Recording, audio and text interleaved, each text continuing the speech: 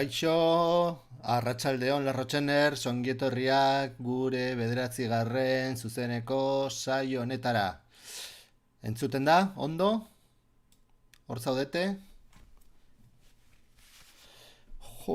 Bi con espectadores simultáneos. Oso ondo. Bueno, poliki joango da jendia etortzen, espero dut. Arratsaldeon, Kim, bai, bale, entzuten da. Guai, ba, guazen astera utzi genuen lekuan. Bueno, asteko, beti bezala, gaur aldatuko dugu pixka bat mekanika, eta bidalitako ariketak ikusi beharrean hasieran bat ikusiko dugu orain, bukatuko dugu aurreko saioan egindako ariketa, eta gero ikusiko dugu bidali duzuen beste ariketa bat, eta aitzaki bezala hartuz berre ingo dugu nererara, ondo iruditzen bazaizue.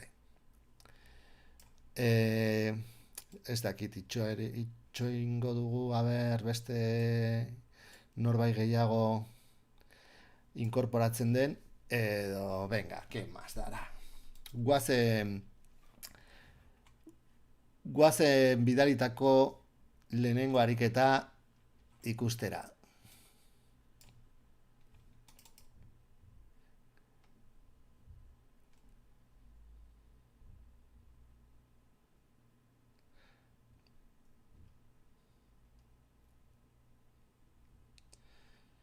Se polita. Se polita.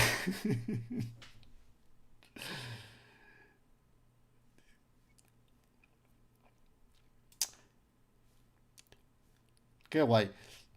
Oso polita. Momentu batean, jo, iruditu, ikusi, arte bi jartzen du hemen. Hau esakin nahi egina dago, baina atentzia deitu didan lehenengo gauza izan da. Ba, galdera daukat, ze pixka bat kurioso iruditzen zait nola ateratzen diren gauzak. Bueno, hemen bai, bueno, aurreko saioan ikusitako ariketari jarraipena eman diozu. Hemen daukagun problema da fondo berdea ja jarrita dagoela, baina bueno, aurre ikusten dut ez diozula garrantzi handirik eman parte honi, ez, zati honi, eta batez ere interesatzen zaizuna hau izan da. Hau zer da, kroma hortikan harrapatutako arkoiris bat eta kromakin hartutakoa eta hemen jarrita, bai ez, eta duplikatu egin duzu, edo hirukoiztu egin duzu, edo nola egin, hau ez duzuzuk egin, zene taula portuta dago, ez? Hortzadarra. Titxura guztia dauka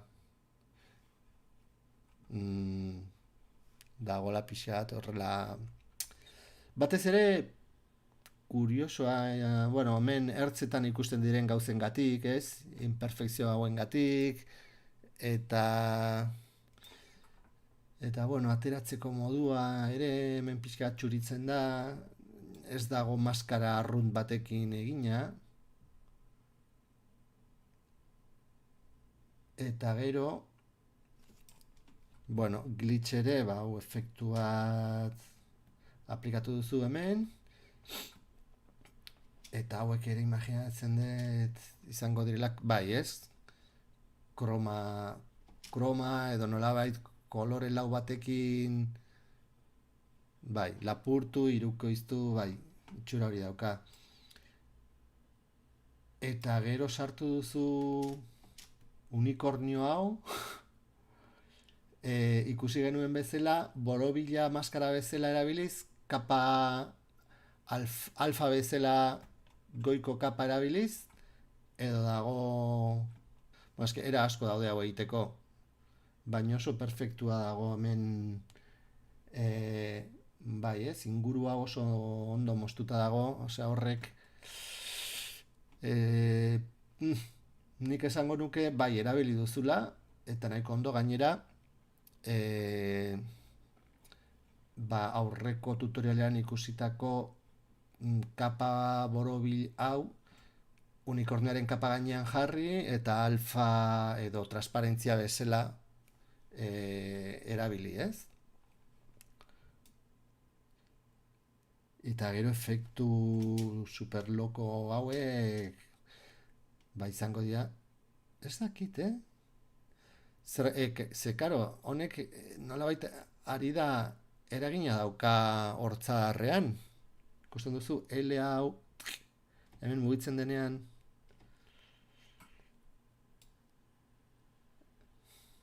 mano alzada egin duzu mosketarena, Ba, dago oso ondo moztuta hemen justo ertzean. Bai, hau perfecto guztiz, perfecto dago, Bai, esan nahi dut, igual era erresago batean egiteko, maskara borobil bat erabili beharrean, edo zuk esaten duzun bezala, mano alzada egin beharrean maskara batekin, hartu zenezakeen borobilaren maskara, unikornioaren kaparen gainean jarri, eta borobil honen opazidadea maskara bezala erabili, edo hori, ez? Transparentea dena goiko kapan, transparentea izatea, transparente bihurtzea beko kapan, eta gardena ez dena, osea, opakoa dena, opako bihurtzea goiko beko kapan. Hau ikusi genuen aurreko tutorialean. Baina, bueno, ala ere, bikain, oso ondo. Eta gero mugimendu hau, ikusten dut, aprobetxatu duzula 3D-ren ezaugarriak, mugimendu horrela, ez? Tximeleta egoen antzeko mugimendu bat sortzeko.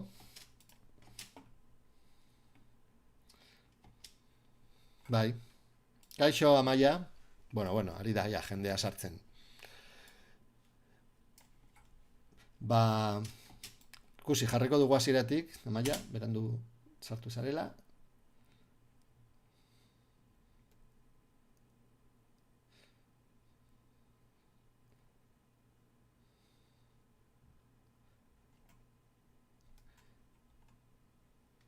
Ari ginen hizketan, hori, ez? Nola egin duen hortzadarra, hori, hartu dula, kromakei bat daukan, edo kolore lau bat daukan hortzadar bat, kolore laua edo fondoa gardena egin du, hirukoiztu du, lekuz mugitu du, horrela hortzadar potoloago bat lortu du. Gero erakutsiko dizuet, edo oraintxe erakutsiko dizuet, aukera daukadan. Ertzetan agertzen diren, kaso askotan agertzen diren horrelako marra txuriak edo imperfekzio hauek leuntzeko oso modu errexean konpondu daiteke. Badago hemen, egingo dut hemen borobilaren kapan, ez dakit ondo ikusiko den,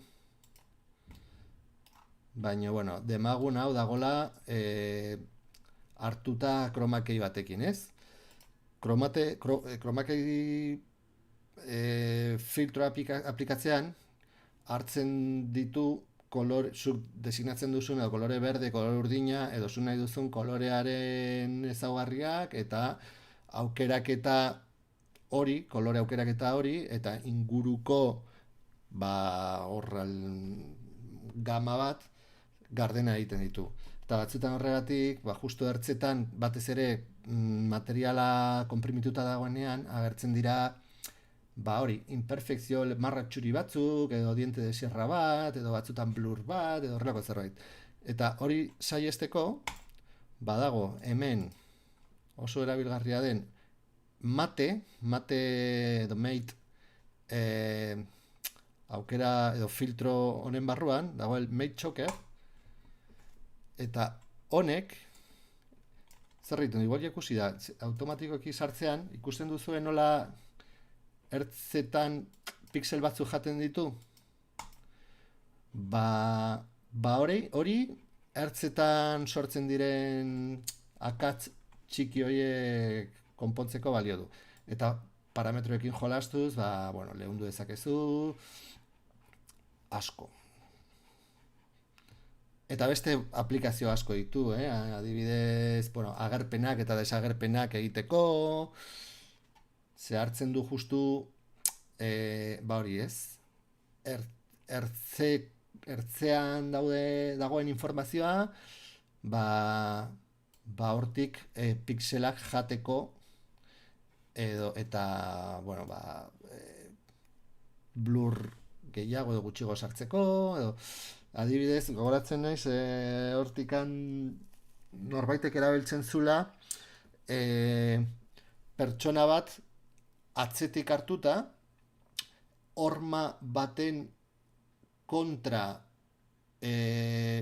hurbiltzean, filtro hau aplikatuz, desagertu arazteko, eta ematen zuen efektua horma hori zeharkatzen ari zala.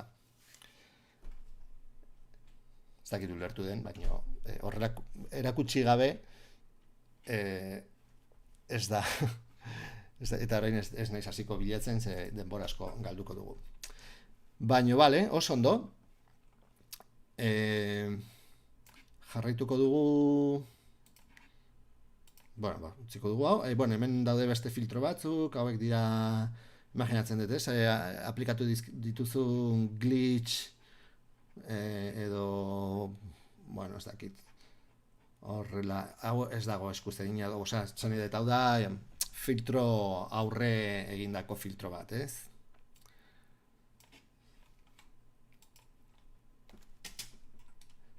Baina bai, oso polita, gu behar ditugun gauzak, osea, unikornioak, hortzadarrak, kolorines, bai, bikain. Venga, guazen, lehen esan dut, pixka bat mekanik aldatuko dugula, hasi gea ariketa hau ikusten, bukatuko dugu aurreko saioan hasi genuen lana, gero urrengo ariketa ikusiko dugu, eta hori aitzakitzat hartuz, igual berreingo dugu bidalitako beste lana, edo, bueno, hori horren ingurun landuko dugu zerbait.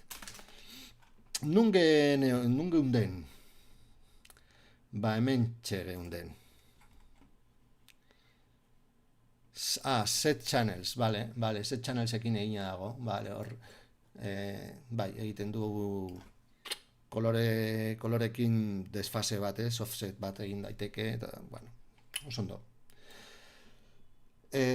Bueno, gutxi gora bera hemen geunden, genokan borobila, genokan ja piezak mugimenduan, bueno, ajustatu behar zirela, baina zan, bueno, proiektua jaitsi baduzue, bazen nahiko gauza erresa, ez?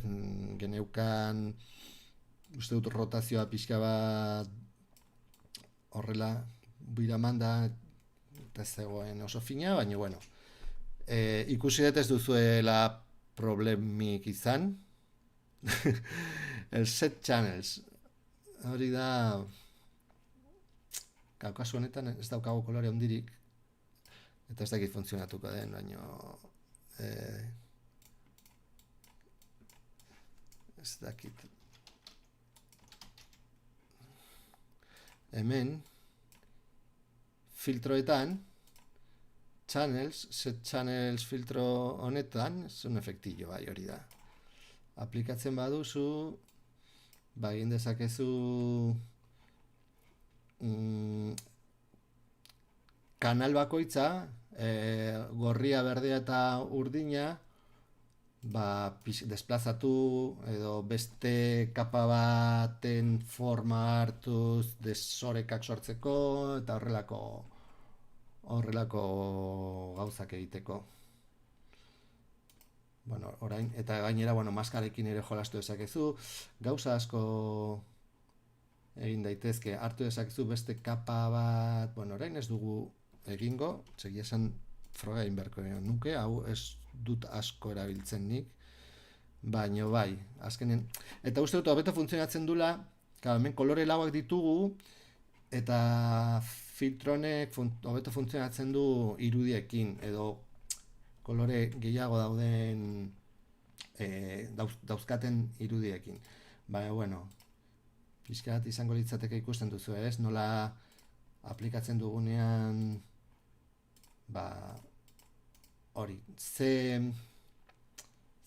kapa iturri bezala hartzen dugun, segun eta ze kapa hartzen dugun, bueno, kolorekin, hori, desfaseak egiten ditu. Igual ez da irudirik egokiena, hau egiteko. Baina, bueno, badaude beste era batzuk, adibidez, nik uste dut offset, channel offset, color offset, edo horrelako zerbait erabiliz, antzeko emaitza lortu dezakegu, baldin eta koloreak gehiago izango bagenitu. Bueno, efektuen mundua da amaitezina eta hoberena da jolastea. Osea, hartu, probatu eta ikasi horrela, akasartuz eta esperimentatuz. Genukan hau, lehen Kimeri komentatu diot, kapa hau piztuta zeukala, eta karo, kapa hau piztuta aukita, ez da ikusten nola sartzen diren elementu hauek. Hori ekiteko, egin dezakegun gauza da, borobil txuriarekin jolastu. Nik egingo nukena, zango litzateke bere bukaerako posizioa finkatu, keyframe bat sartuz, keyframe bat pozizioko eta beste keyframe bat eskalarako, tamainarako. Jungo gineteke hasierara, eta hemen, haundituko genuke, jeitsiko genuke, gutxi gora bera zentratzeko, emango diogu izi bat mugimendua, iritsiera lehuntzeko, suabea izateko, eta horrelako zerbait daukagu. Emango diot izi bat hasieran ere, borobilaren mugimendua pixka bat atzeratzeko. Atzeratzeko beste modu bat izango litzateke keyframeak mugitu, baina honekin ikusten dut nahikoa izango dela. Ikusten zuen nola laguntzen du, zatien mugimendu horri. Beste gauza bat, orain arte ikusi ez duguna, eta oso kuriosoa dena. Kuriosoa askotan erabiltzen dena, eta emaitza bitxiak ematen dituna. Hartuko ditut elementu guzti hauek, zati guztiak, eta esango diot mugimenduko blurra sartzeko. Orain ez da zer gertatzen, baino botoi honetan sakatu ezkero, sortzen dio mugimenduzko blurra. Hau da, segun eta mugimendua nolakoa den, mugimenduzko desenfoke bat sartzen dio.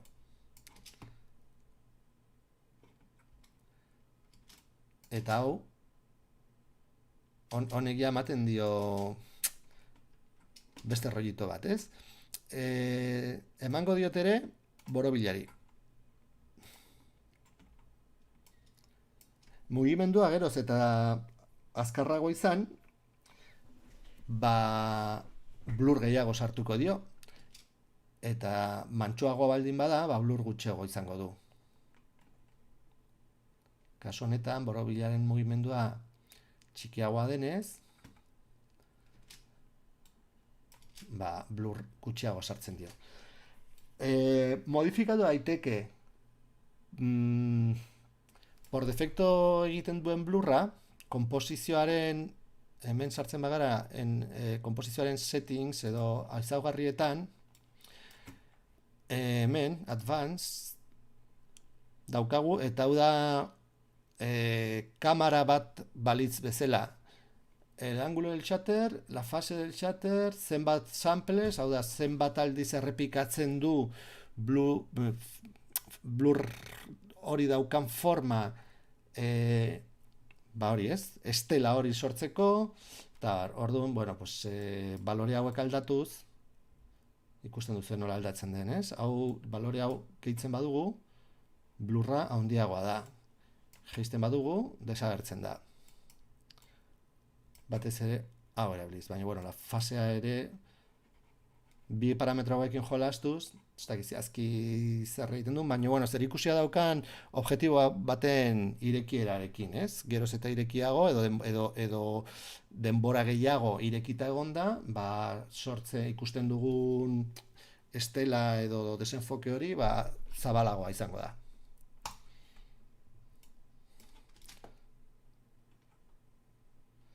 Esan behar da, ikusten duzuen bezala, geroz eta blur gehiago sartzen badiozu, render denbora ere handitzen dela. Baina, bueno, badaukagu. Puntitoa falta zaigu, uste dut hemen daukagula, non dago? Utzi genuen hemen rotazioarekin, edo pixka bat galduta utzi genuen.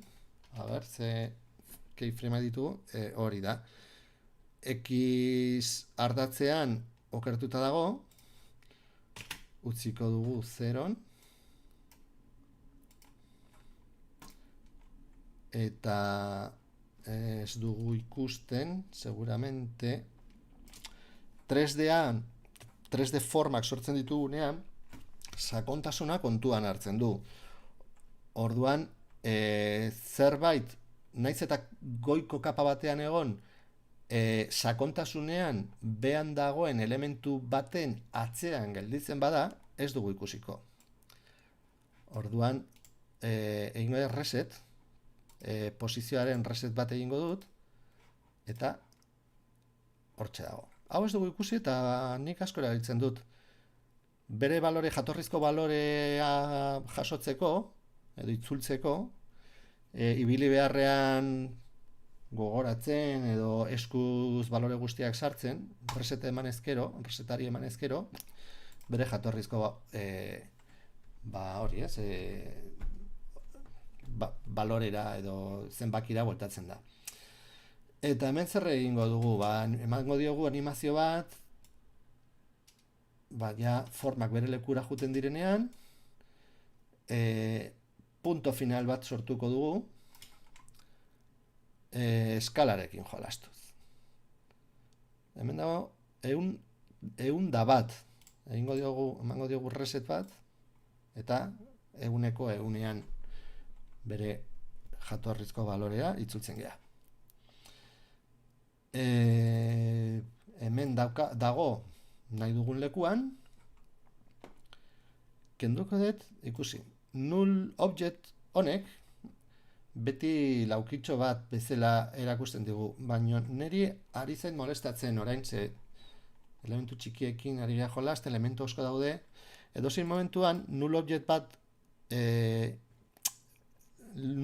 bati begitxo hau kentzen badiogu, ez digu ezertan gure proiektu aldatzen, ze azkenean null object bat da ikustezina den objektu bat, eta hori ez, erakusten digun laukitxo hori bat desagertzen zaigu, baino bere funtzionamendua mantentzen da. Orduan, zer egingo dugu? Rebote bat egingo dugu. Joango gea lau fotograma atzera, hemen 0 balorea sartuko eta eskalan, orduan hain txikia da ikustezina bihurtu dugula, eta egingo dugu pixkat atzerago, hemen. 3 fotogrametan jatorrizko balore, baino pixkat gehiago sartuko dugu. Euneko sartu beharrean sartuko dugu 115. Gero, egin dugu, 3 fotogrametan 115era jonda, 0-tik 115era. Gero, 2 fotogrametan euneko baino pixkat gutxiago. Tipo 80 edo. Eta ja, azkenengo fotograman, bere nahi dugun balorean.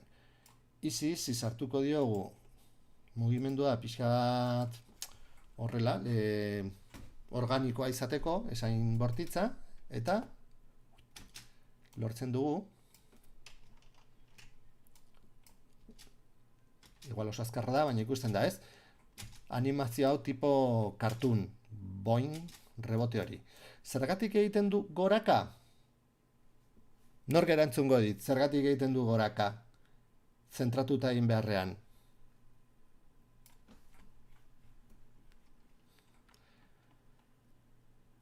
Anchor point hementxe dagoelako. Orduan, eskala egiteko, orduan, ardatz hau edo puntu hau hartzen du. Ez du bere zentroan egiten, baizik eta hemen kanpotikan hartzen du. Horregatik nik eskalan mugitzen badet, gorara juten zait. Gora juten zait. Hori konpontzeko, anklaje, bai. Hori konpontzeko, mugitu ezakegu, anchor point, anklajea, erdira, eta sortu, eta ja, daukagu, lehen da bizi anklajea mugitu eta gero beste gauza guztiak egin. Oso ondo, bestela erotu egiten gara. Batez ere posizioarekin. Eskalarekin baita ere gomendagarria da beti hasieran egitea, baino, bueno, ikusten duzu kasu honetan errespetatu digu. Baino egia da, problemak sortu daitezkela hori, egiten badugu animazioa eta gero hartatzen mugitu. Problemak sortzen badira, ainguraketa puntua mugitzean, imaginatu posizio keyframe pilo bat ditugula eta derrepente konturatzen gea, animazio super komplikatu bat egin dut eta ainguraketa puntua oker daukat. Beti sortu daiteke null object bat, nahi dugun lekura eraman, eta lotu. Objektu hori lotu null object, objektu null horrekin, eta objektu nulo honen ainguraketa puntua hartuko dut berea balitz bezala. Eta ez duzu berriro animazio guztia egin behar. Baizik eta, bueno, mugitzen duzu bakarrik ainguraketa null object hau, eta ja konpontzen da daukagun aldrebeskeri guztia. Ke truki, bai, oso truki ona da. Bale, badaukagu, bideoaldiko buklea ez, daukagu sarrera bakarrik. Eta testua falta zaigu, hemen pausa gehiegi dago, nik egingo nuke bukatu bezain pronto eramango nituzke ja, osea, agertu araziko nituzke letra guztiak, hemen txeitugu,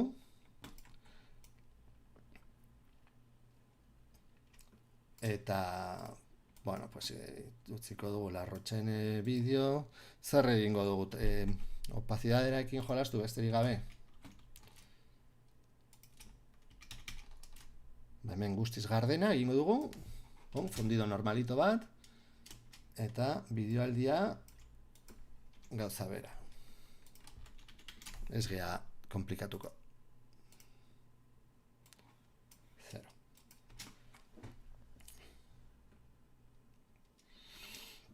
Hemen daukagu. Bale, oso ondo. Daukagu sarrearen animazioa, baino orain egin nahi duguna da bukle bat sortu.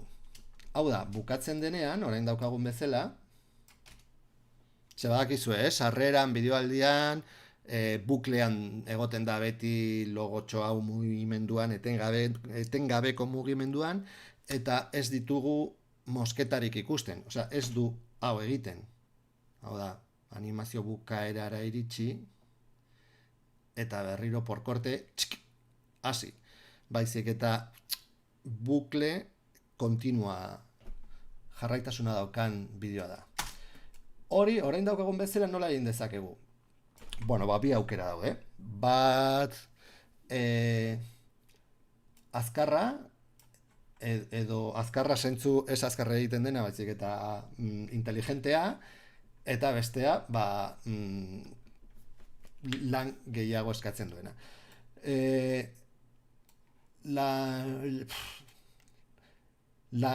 Landu behar gehiegi, denbora sobran badaukazue eta landu nahi badezue, egin dezakezue dauzkagun kapa guztiekin, balderantziz jarri. Orain egingo genuke, hemen daukagun animazioa, berriro. Keyframe bat sartu, aurreratu, hemen gardena egin, eta hemen gauza bera, eta horrela, sucesivamente, elementu guztiekin. Baina hori, rollo bat denez, aprotxatuko dut beste trukotxo bat kontatzeko, ez dakit ikusi dugun, uste dut ez dugula ikusi. Beti egin dezakegula keyframeak kopiatu, pegatu, eta hemen keyframe assistant honetan reverseari eman. Eta egiten duna da alderantziz jarri. Orduan ja buklea badaukagu. Zan dut, sortzen da eta berriro gardena bihurtzen da. Hau egin dezakegu, hemen adibidez, ditugun keyframe guztiekin, ez? Rotazio hartu ditzazkegu hemen, kopiatu, pegatu, eta denak selekzionatutak, aukeratutak eukita, reverseari eman. Eta atzerako mugimendua lortuko genuke. Hori oso ondo dago jakitea, ze batzutan oso erabilgarria da. Baino ez dugu horrela egingo. Era askoz erresago batean egingo dugu. Egingo dugu konposizio berri bat,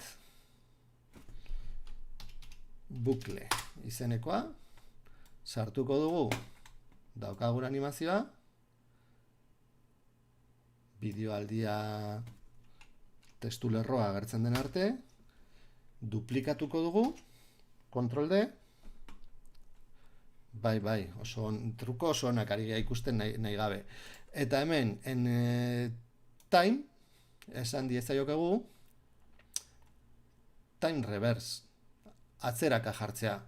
Edo, dago hemen labur bide bat, Ctrl Alt eta R sakatuz, automatikoki alderantziz jartzen dizu. Orain eramaten dugu bukaeraino, eta hemen txaukagu, buklean. Bideoaldia, eta atzeraka joango zaigu pantaila osoa txuria izan arte. Ostuko dugu hemen.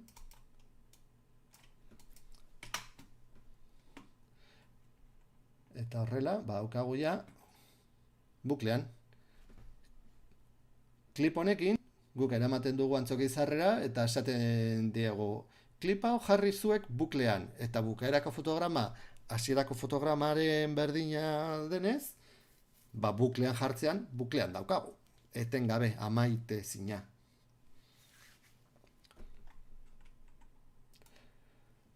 Listo, daukagu gure lupa. Eta esan bezala, orain, ez dakit, galdera baldin badaude edo zerbait komentatu nahi badezue, beti bezala, aurrera, eskatzea libre. Esan dugun bezala, orain beste ariketa bat ikusiko dugu,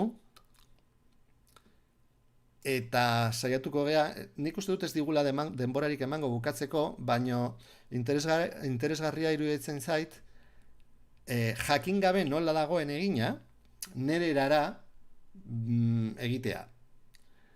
Eta egilearekin komentatu, ea pausu berdinak eman ditugun, edo bestera batera egin duen. Uste dut horrela gauza asko ikasi ditzazkegula. Atención, ze ariketa hau da la leche.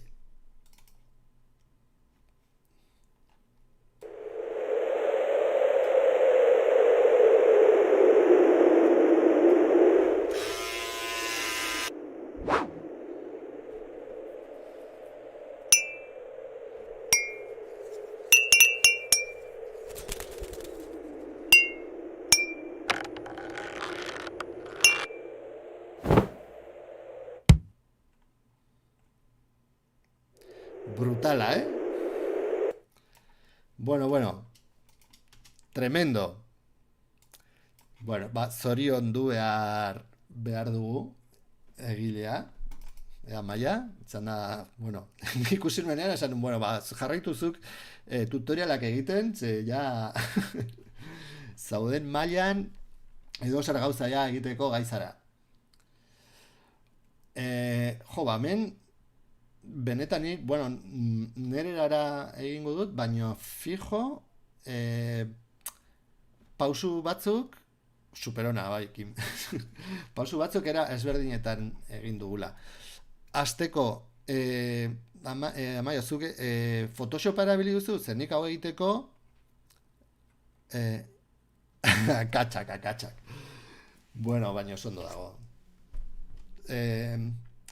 Photoshop erabili duzu? Zer nik hau Photoshopik gabe egitea, iruditzen za, komplikado. Bueno, Photoshop edo Paint, zuk erabiltzen duzu Paint maravilloso hori, edo... Ja, badakit horregatik. Osa, Photoshopik gabe egiteko... Osa, komplikatua baldin bada, Photoshop gabe egitea oraindik komplikatuagoa da. Photoshopek gorrotatzen zaitu. Ze komentatu behar nuen? Bueno, hau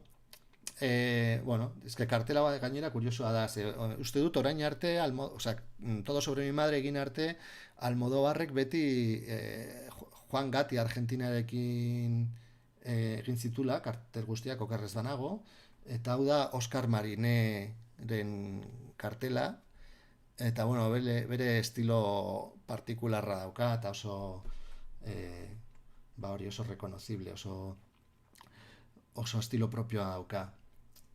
Eta oso egokia trazo bortiz horrekin, horrelako gauzak egiteko, así que aukeraketa oso ona izan da. Gauza bat egingo dut, nire sekretuak erakutsi baino lehen, nik jaitsi dut hemen kartela, nahiko resoluzio handian, esango dizuet nola egingo nukenik, eta Amaia bitartean, zuk esplikatu nahi baezu edo zuzendu edo esan nola egin duzun, baina bueno, nik Photoshopa erabili gabe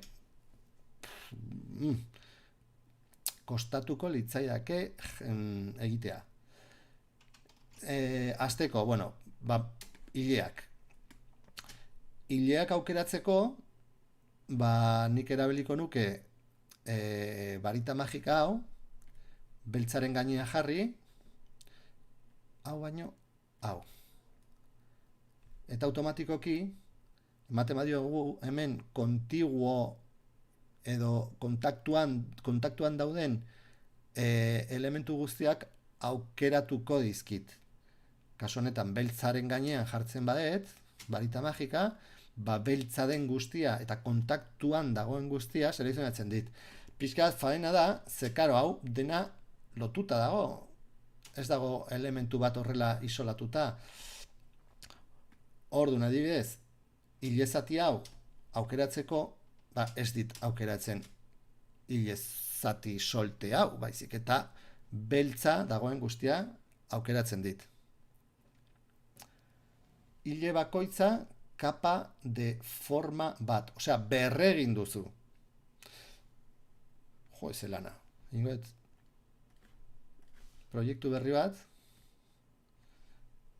kargatu gaet After Effectsen kartela, Claro, eske zu kasi horrela egin badezu, bermarraztu duzu kartel guztia kapa deformekin.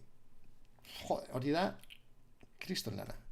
Ikusi zerresa, Photoshopen, hemen dena aukeratu dit beltzez dagoen guztia, beltzez eta kontaktuan dauden elementu guztiak, ze adibidez, hau, marra hau, isolatuta dagoenez, bere kabuz hemen dagoenez, eta beste marra beltzekin kontaktua ez duenez, bai selekzionatzen didala bera bakarrik, ikusten.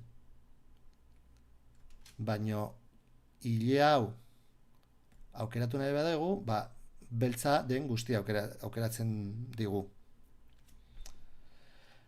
Bai, hile bakoitza kapa de forma bat, eta gero begiak, ahoa, eta askotea ere, eta, bueno, dena, bai, berregin duzu. Nik egingo nuke, ezer marraztu gabe, aukeraketa bat, hemen beltza dagoen guztia aukeratu dut, eta orain, Q letra sakatuz, sartzen naiz, Quick Mask, hemen agertzen da, no? Maskara rapida edo azkarra. Hau zertarako nahi dut? Marraztu nahi dut, gorria ikusten duguna, selekzionatuta ez dagoena erakusten du. Eta gorriz, ez dago, da maskara bat baliz ezela, ez? Gorria da estensila. Ordun, marrazteko hile hori, nik estaltzen dut nahi ez dudan guztia, horrela, eta horrela, eta horrela. Kontuan hartu bakarrik beltza dena aukeratuta dagola, ez? Horrela, eta ja hemen, brotxa handi batekin estali dezaket gainontzeko guztia. Eta ikusi, segundu batean, eskotea, beltza dagoen guztia, fuera. Segundu batean, hile hori aukeratuta daukat. Kopiatuko dut kapa berri batera, egingo dut kortar pegar, eta horrela eramaten dut kapa honetatik beste kapa berri batetara, eta hemen gelditzen zait zuloa. Hori After Effectsen ez dago? Bueno, bai, egin daiteke, baino igual ez da tresnarik hoberena hau egiteko. After Effectsen, jodese galdera. Egin dezakegu aukeraketa bat antzekoa, baina nik After Effectsen egingo nuke trazadoekin, A ber, egiteagatik. Ez digu denbora, honetan sartzen bagara, ez digu denborarik emango bukatzeko, baina, bueno, ja kuriositatea daukazuenez, hemen keying, hori, keyframe, chroma keyak egiteko tresnak gordetzen diren efektuen botoia, hemen en color range, aukeratu dezaket, gauz asko ditut hemen irekitak, eta pixkat, hemen aukeratu dezaket, kolore bat, aukeratzeko. Eta transparentea egiten dit. Baina gero, esan diezaioket, inbersoa selekzionatzeko. Ikusten duzu, antzeko zerbait ari dit egiten, beltza den guztia, gertatzen da hemen ezin diot esan kontiguo edo kontaktuan dauden gauzak selekzionatzea bakarrik, baizik eta pantailan dauden kolore hori, guak aukeratutako dugun kolori hori daukaten elementu guztiak aukeratzen dizkigu. Daukagu selekzionatuta dena, hau, bueno, honi inbertsoa egiteko, ikuste duten channels, egin dezakedala inberso bat, aukeraketaren inberso bat, ez, hemen egin dit negatiboa. Mola kartela horrela, mola. Egin dize dauket, a ber, asmatzen dudan. NFX, Zan, nire bakit hortikan dagola bat alfa invert, igual arresago da, Alfa invert alfa. Hoixe. Bueno, ba ikusten duzu, gutxi gora bera, aukerak eta berdina egin digu, nik eraman dezake eta beste kapa batetara, baino gero borratu beharko nuke, borratu beharko nituzke hile honen kanpoan dauden elementu guztiak. Eta hori egiteko, ba nik uste era errexena da trazadoekin jolastea. Ze abantaila daukagu aukerak eta hau egitean? Ba, trazoa askatasun askoz gehiagorekin egin dezakegula. Zan nahi dut ez dugu ibili behar justu hilearen kontorno preciso eta exacto guztiak egiten, baizik eta bueno, transparentea denez atera gaitezke nahi dugun guztia.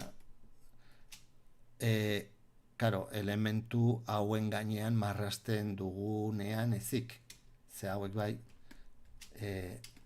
aukeraketatik kanpo geratu behar dira.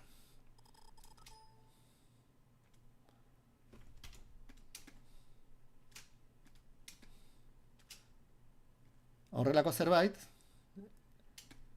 eta horrela eukiko genuke.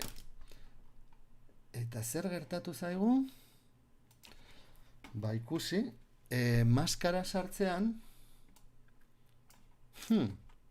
batzutan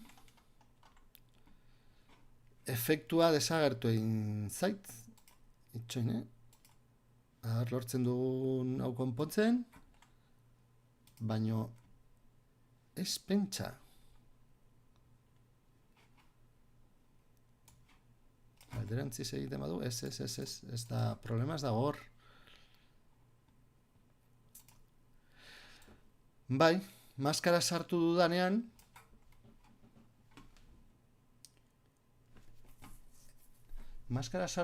zer egin dit? Nago ziur, zer egiten ari didan. Ze, ikusten duzu, ba, gauza raroa egiten ari da. Ze, barrukaldean, ez dakit, zergatik barrukaldean dagona bai transparentea da, baino maskararen kanpoaldean kanpoaldean dagona batzutan gertatzen da, badaude filtro batzuk ez direla kompatibleak, batez ere alfa eta gardentasuna eta gauza hauekin zerikusia daukaten efektuak maskarak aplikatzean batzutan problemak sortzen dituzte. Orduan, zuk egin duzun bezala.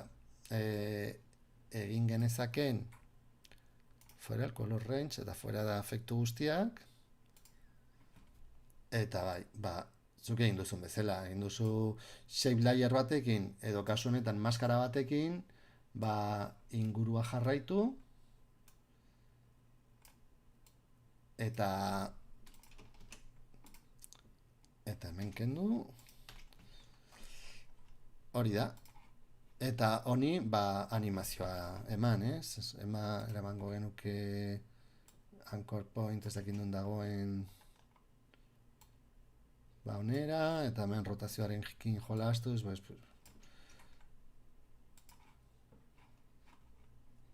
horrelako zerbait, ez? June egin zait, anchor point hemen dauka bat. Noa jun zait.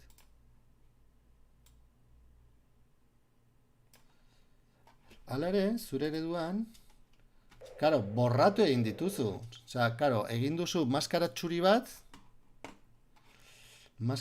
bat, ez? Borratzeko, eta gero shape layer batekin bermarraztu duzu beko kapan borratu dituzun gauzak. Osea, ze lana. Ikusi, Photoshopen ze era azkarrean egin daiteken. Hemen, dea daukagu kapa batean, hilea. Jo, eta ampoiarekin gainera. Pues, are zailago. bueno, zailago, ez dakit zailago, baino neketsuago bai. Hemen kolore lauak direnez, marrastu dezakegu oso errez zulo hauen gainean.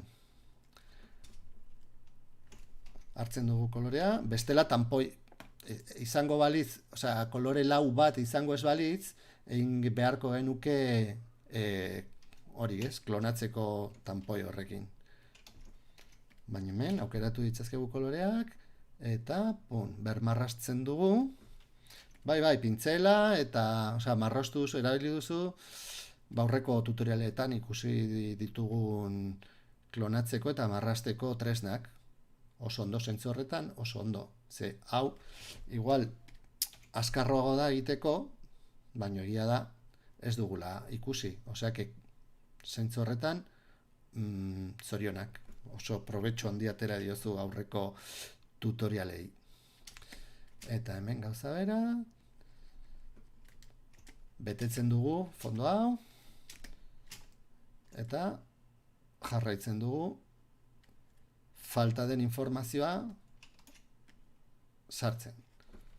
Hemen beltza dagona, beltzez. Bueno.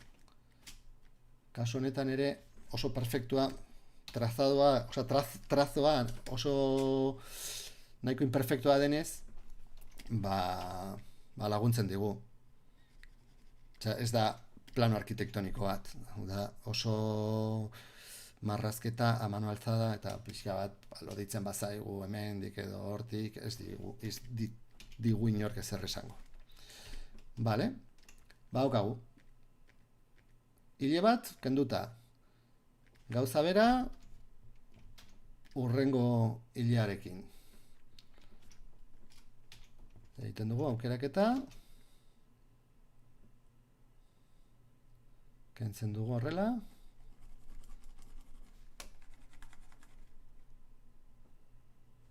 Nahi ez dugun zati beltzak estaltzen ditugu, eta ja badaukagu. Beste hilea. Kortar y pegar. Beste kapan daukagun, eta orain, kapa honetan, beteko dugu nahi ez duguna.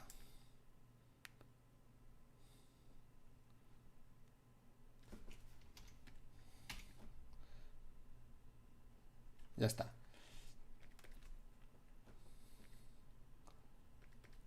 Hemen begiaren zatitxo hau marrastuko diogu, ja, forma ondo bukatzeko. Hau da, gehien bat Photoshop tutoriala After Effectsekoa baino. Baina ondo datorkigu ere, gero ikusteko nola importatu daitezken gauzak After Effectsen, konposaketak, Photoshopeko konposaketak nola pasatzen diren After Effectsera.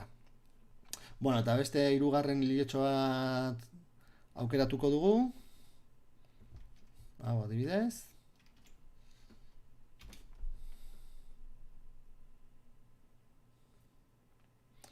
Kasu honetan, koinziditzen du hilearen forma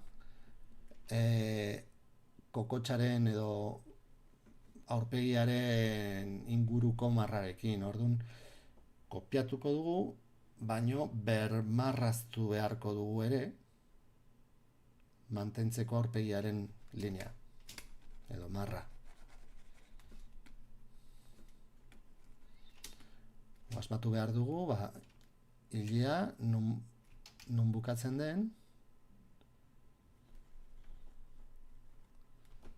zan dezakegu onaino iristen dela, ez? Hau da, hilea.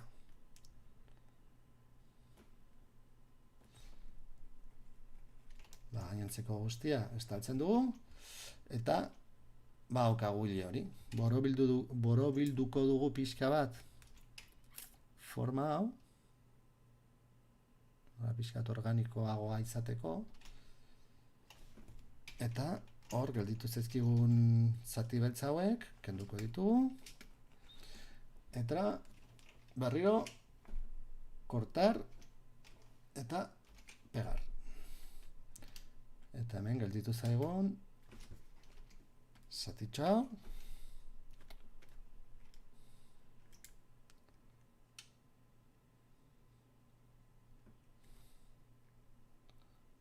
bermarrazten dugu, momentutxo batean, eta hau esan dugu ere, interesatzen zaigula, ikusi igual erresago, esan nahi nun, kasu honetan, igual ez da oso inteligentea izan, hile hori moztu eta pegatu, moztu eta itxatxi baitzik, eta igual kopiatzearekin nahikoa izango zen, horrela mantenduko genuke azpiko marra. Baino horrela naturaltasun gehiago izango du, ze adibidez begiaren zati hau hilea nahikotxo mugitzen bada, erakutsiko dugu begi osoa, eta ez erdian marra bat daukan begia, ez? Bueno, horrelako gauzak.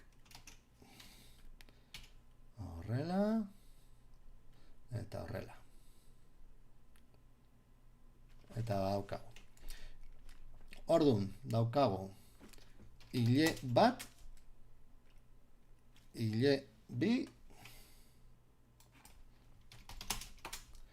eta hile hiru.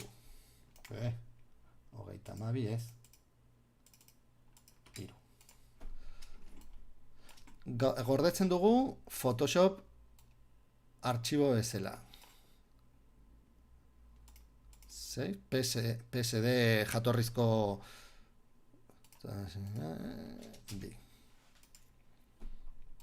gordetzen dugu. Eta hemen After Effectsen borratuko dugu daukagun guztia eta importatuko dugu.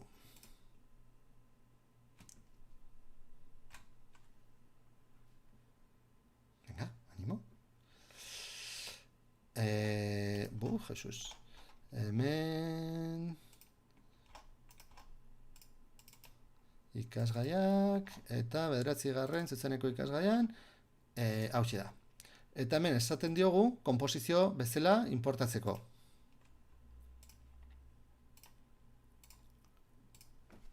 Hala ere, hemen berriro esaten digu, konfirmatzen digu, nola importatu nahi dugu.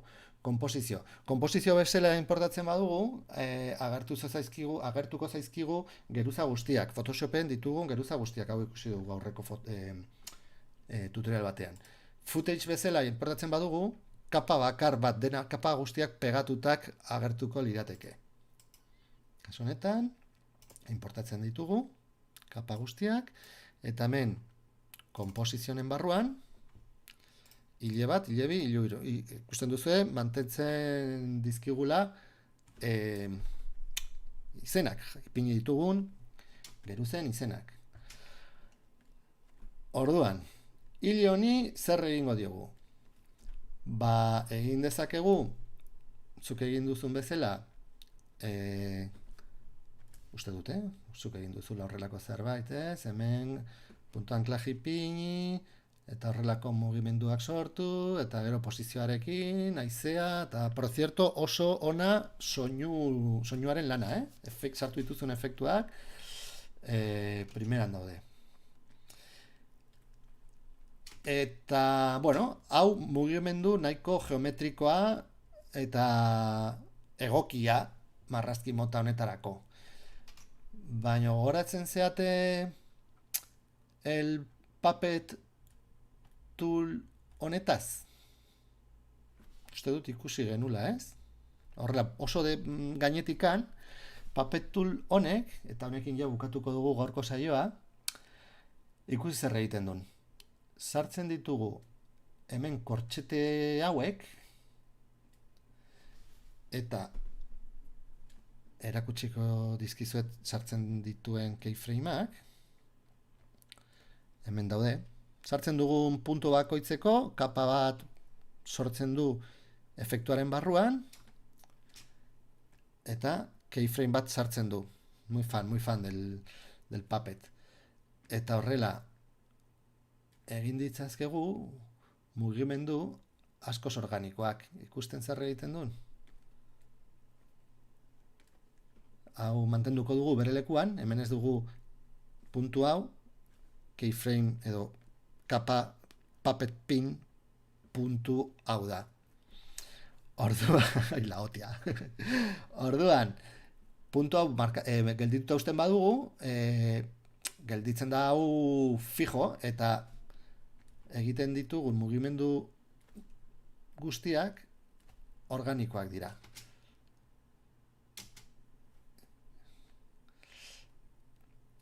Eta ematen du aukera mugimendu oso eroak egiteko, ikusi. Osea, guzti hau animatu daiteke, keyframeak sartu daitezke, da oso tresna potentea. Eta oso divertigarria. Datorren tutorialean, astearteko tutorialean, animazioarekin hasiko gara, eta ez dakit asteartean bertan edo aurrerago, baina nola, animazioko bi atal egongo dira, eta honekin sartu nahi dut pixka bat kaina. Puppet Tool honekin. Egingo dugu gauza bera bigarren hilearekin, hau kenduko dut, ikusi, egingo dugu gauza bera, lehen egin dugun gauza bera, buklean ipiniko dugu, kopiatuko ditugu lehenengo bi keyframeak, eta bukaeran jarriko ditugu, eta horrela, bukaerako posizioa hasierako berdina izango da. Eta buklean jarriko dugu. Bigarren hilea, kenduko, osea, borratu ez, ez du transparente egingo gardena egingo lehenengo kapa, bigarren honetan atentzioa izateko. Eta gauza bera. 3 keyframe, hemen deform, eta pixkat horrela, aloloko. Venga, hemen sartuko dugu horrela, hemen beste keyframe bat, haize asko da olako. Desplegatuko ditut pestainita hauek ikusteko keyframeak nun dauden. Hemen beste bat. Eta hemen bukaeran beste bat. Ikusten duzu, mugimendu oso organikoa dela. Eta hirugarren hilearekin berdina. Txene, igoko dut hau pixka bat, kapak hobeto ikusteko, bigarrena gardena egingoet, eta hemen gauza bera. Hile hau gaizki egin dut, desagertu zait hemen zatitxo bat.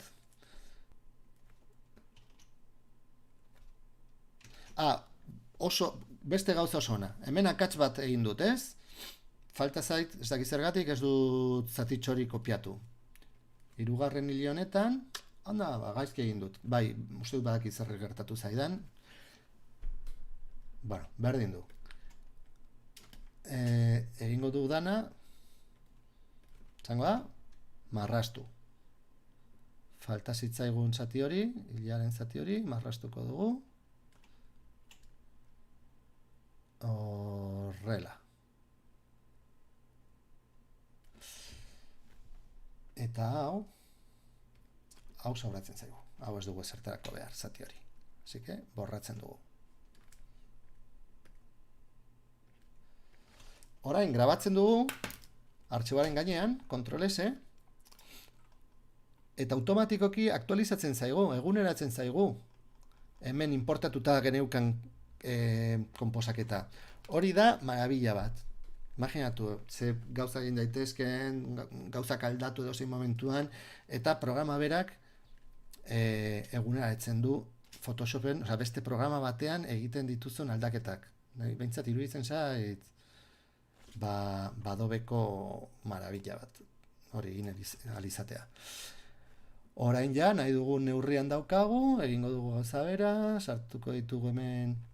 Ikusi, hemen egiten dizkit, ez dit jarraipena ematen,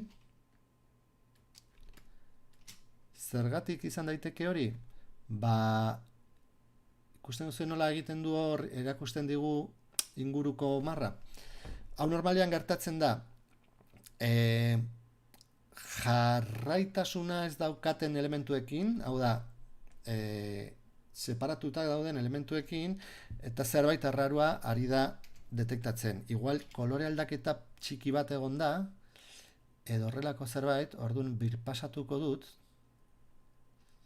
ea Puppet Tool horrek, grabatzen dut, badazpadre, batzutan ez du automatikoki aktualizatzen, ematen dio reload, eta egiten du. Eta ber orain, ez da, detektatzen du hor marratxo bat. Batzutan, izan daiteke ere, ez igual proiektua grabatzean eta berri irekitzean ja konpontzen da. Baina hemen esan diezaioket espansio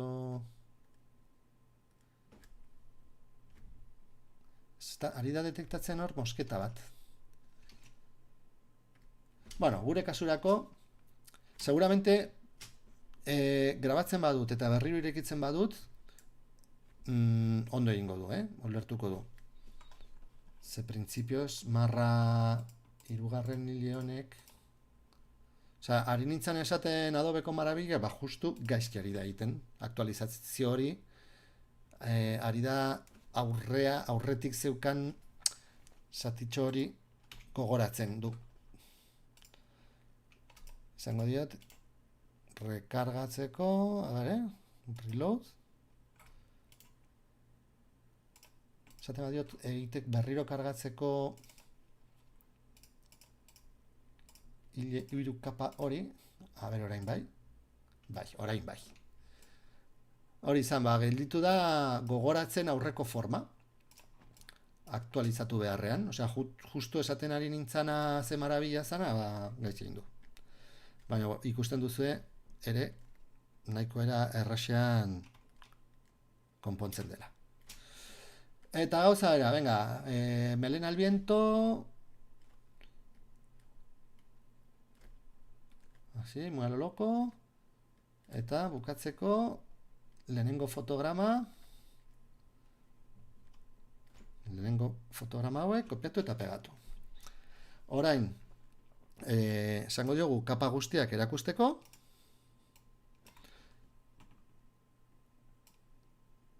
Jaitsiko eta hau. Pineko dut hemen, ondo ikusteko, eta ala, meneo.